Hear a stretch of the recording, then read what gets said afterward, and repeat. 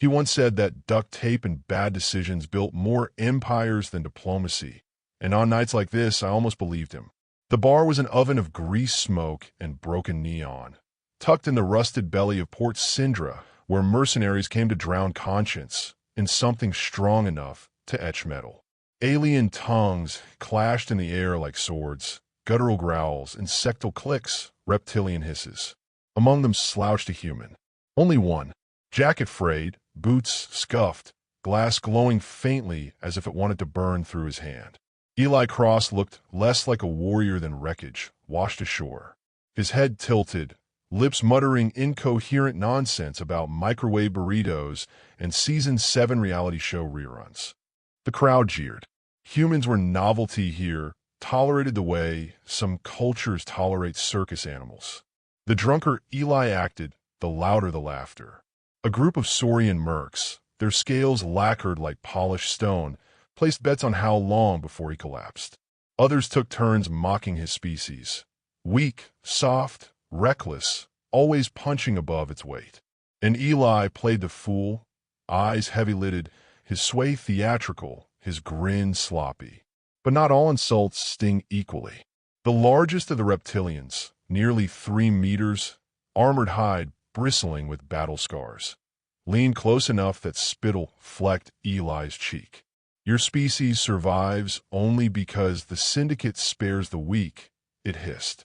A house pet masquerading as soldier. The laughter rippled again, cruel and certain. Yet this time, Eli did not chuckle. He did not slouch. Slowly, he lifted his head. His eyes, sharp, sober, and cold, snapped the room into silence. "I've been called many things," Eli said, his voice steady as a knife laid on stone. "But weak was never one of them. My name's Eli Cross. Ghost Squad." A ripple of unease replaced the laughter. Ghost Squad was rumor, a specter whispered in mess halls and interrogation cells. A human unit trained for impossible missions, their victories erased so that humanity could remain underestimated. To most, they were bedtime lies for soldiers.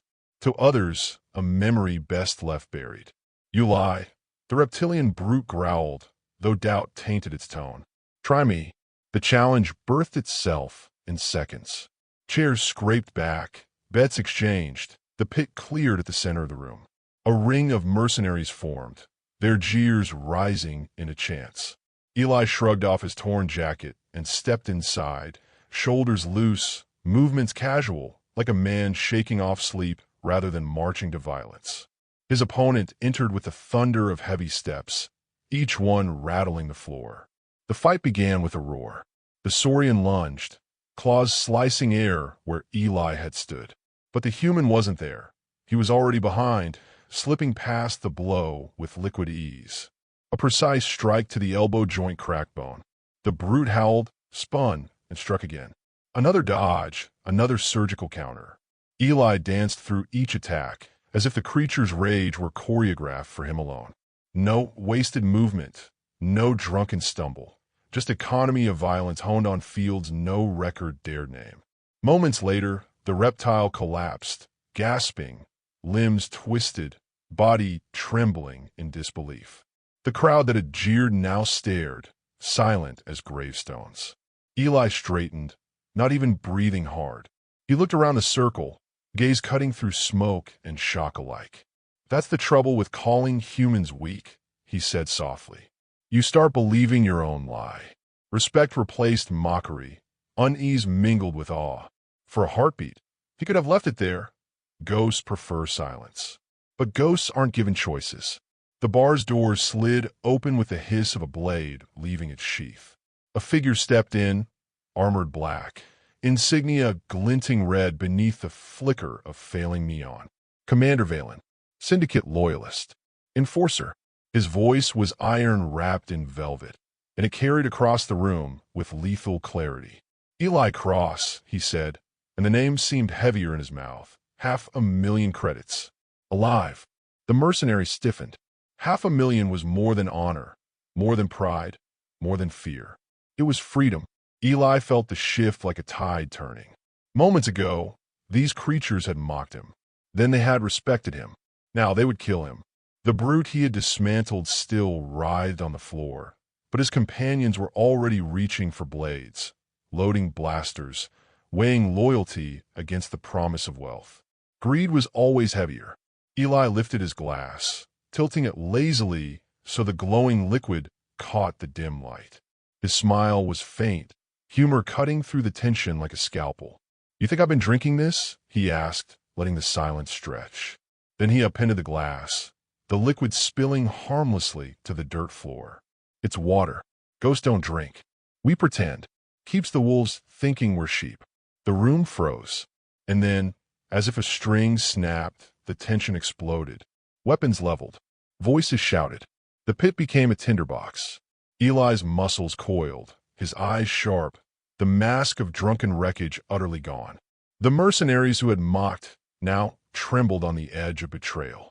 The syndicate commander smiled as if the game had already ended. Eli dropped the empty glass, the shatter ringing like a starting gun. And the night, once filled with laughter, braced for blood.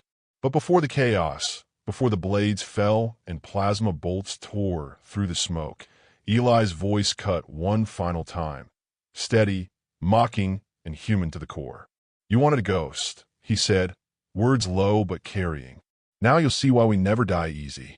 The room inhaled as one, a universe caught between heartbeat and battle. And here, dear reader, is where you must remember the truth that men like Eli carve into history's bone. Never mistake quiet ruin for surrender. Often the drunk at the table, the fool in the corner, the man forgotten, he is only waiting for the insult sharp enough to wake the storm. They say humans invented sarcasm as a weapon, and Eli Cross had the grin of a man about to unsheath it.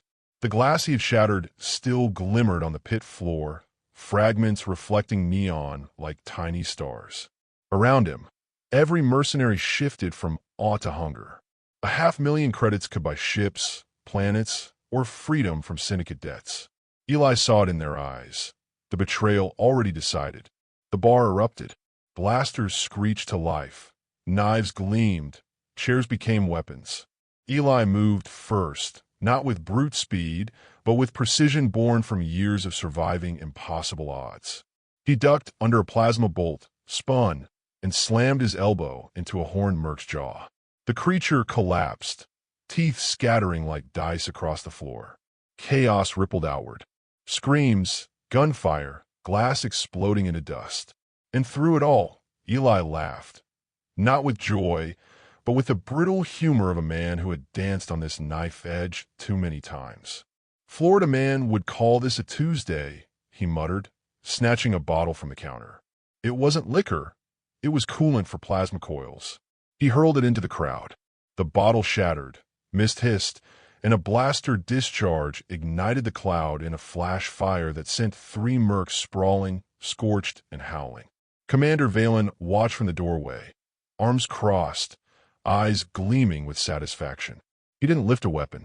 He didn't need to. The syndicate commander knew numbers would do his work for him. Eli wove through the melee, every strike efficient, every dodge razor-thin.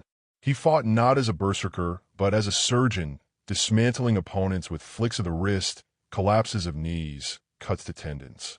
He improvised with duct-tape scraps, bottle shards, even a bent stool leg he swung like a baton. Each weapon became deadly in his hands. Yet even ghosts bleed. A blade kissed his ribs, shallow but hot. His grin faltered, breath sharp. Pain sharpened memory. Faces of fallen comrades. The weight of silence when entire missions were erased, their victories buried beneath syndicate propaganda. He steadied himself, wiped blood from his side, and raised his voice above the din. "You think humanity was spared because we're weak?" His words cut through the chaos, strange and magnetic. Even those lunging for him hesitated. No, the syndicate feared us. Feared what we do when cornered. Feared the day the leash breaks. A pause, brief but potent. Then another surge of attackers closed in. Eli rolled across the table, flipped a blaster from limp fingers, and fired with surgical aim. Not killing blows, disarms knees, shoulders. He left them breathing but broken. His restraint was deliberate, message sharpened. He was not a slaughterer. He was proof. The crowd thinned, groans and smoldering bodies marking his passage. And then only Valen remained, stepping into the pit with quiet grace, the room parting around him like water. "Enough theatrics," Valen said. His voice was silk over steel. "You were erased for a reason, Ghost. You frighten people, and frightened people must be controlled or destroyed." Eli's breath came harsh, chest rising and falling. Yet his grin returned bloody and defiant. "Funny thing about fear, Commander. It spreads faster than syndicate law." The duel began. Valen struck first, blade humming with syndicate energy, a weapon designed to cleave steel. Eli parried with nothing but the bent stool leg, sparks spitting where would met plasma. The commander was taller, faster, augmented by biotech. Each strike rattled bone. Each clash pushed Eli to the edge. But Ghost learned to survive the impossible. Eli twisted, ducked, jabbed. He aimed not at strength, but at flaws. Valen's overextension, the fraction of delay in his recovery. It was chess played with blood. The mercenaries circled in silence now, their greed cooling into fascination. Every swing was spectacle, every counter-revelation. This was no drunken fool.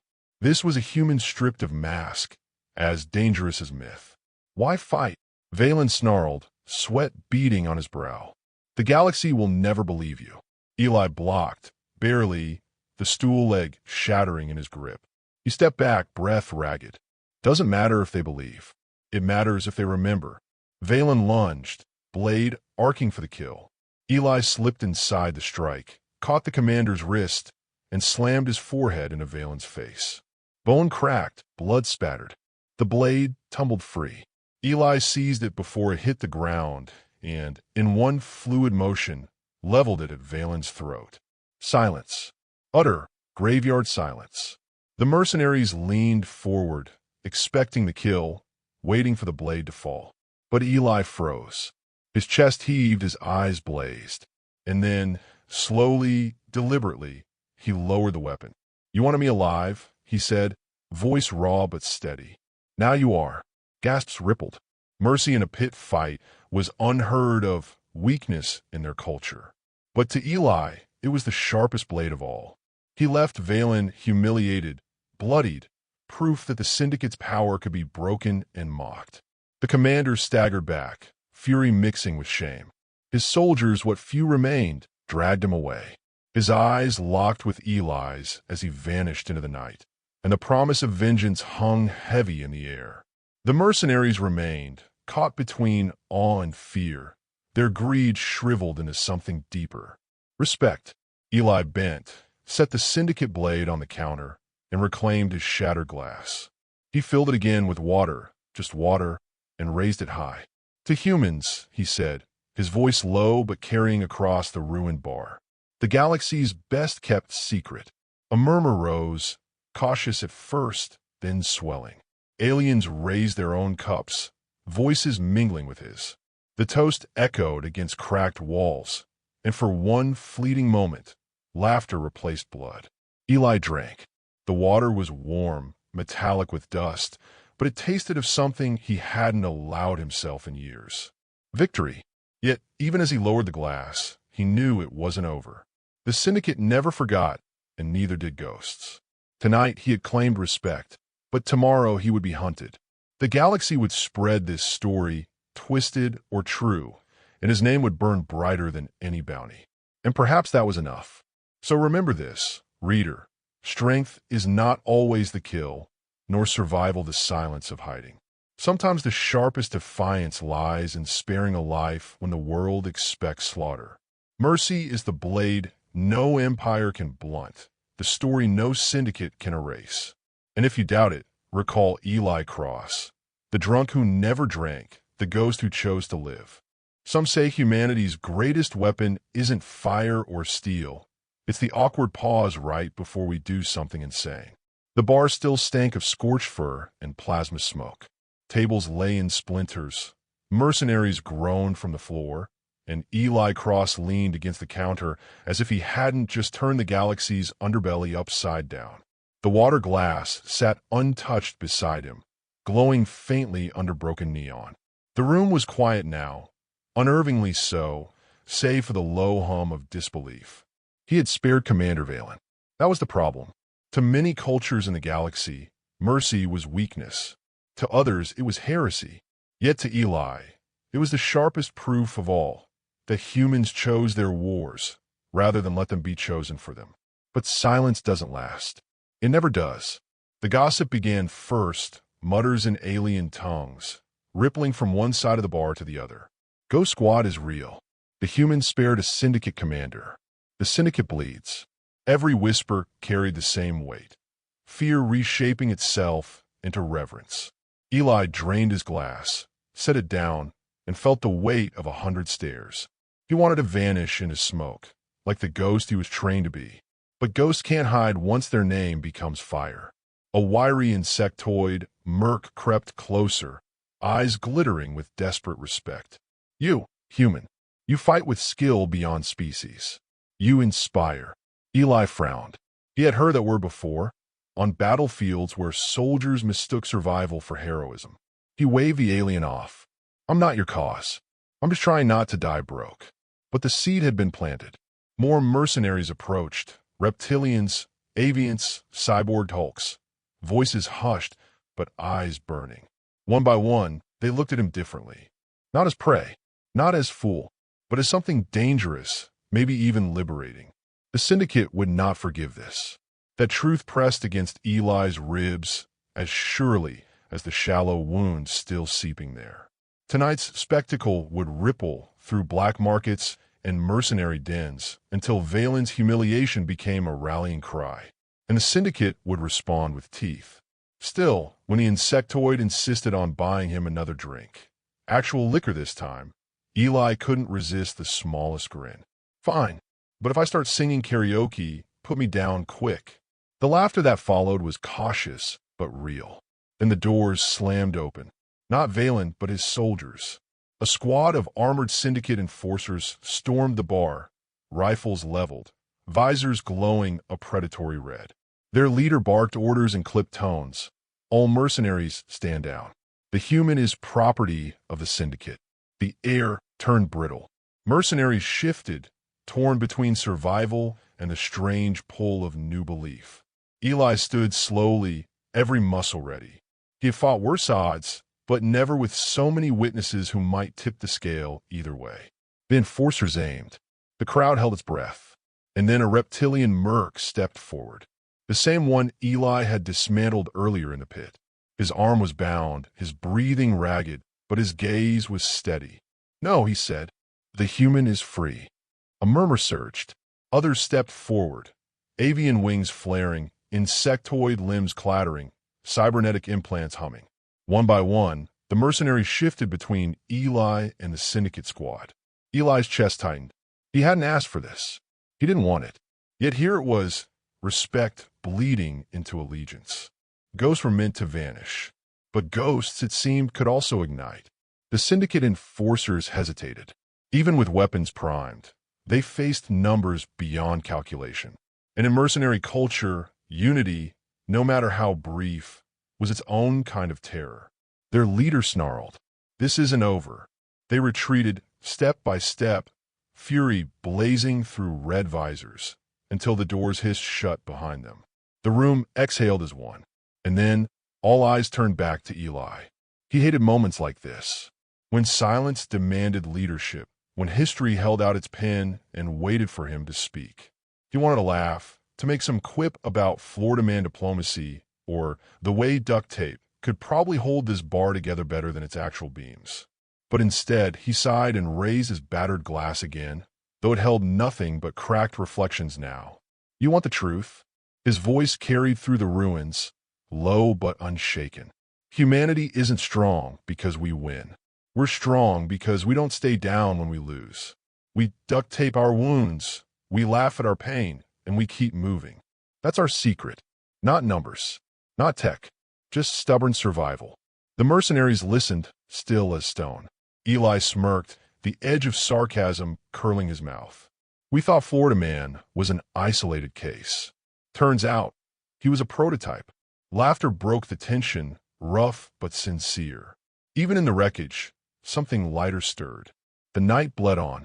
Mercenaries drifted into knots of hushed conversation, the rumor already mutating into legend. Eli remained at the counter, nursing his wound, watching smoke curl toward the cracked ceiling. He knew tomorrow the syndicate would put twice the bounty on his head. He knew Valen's shame would harden into vengeance.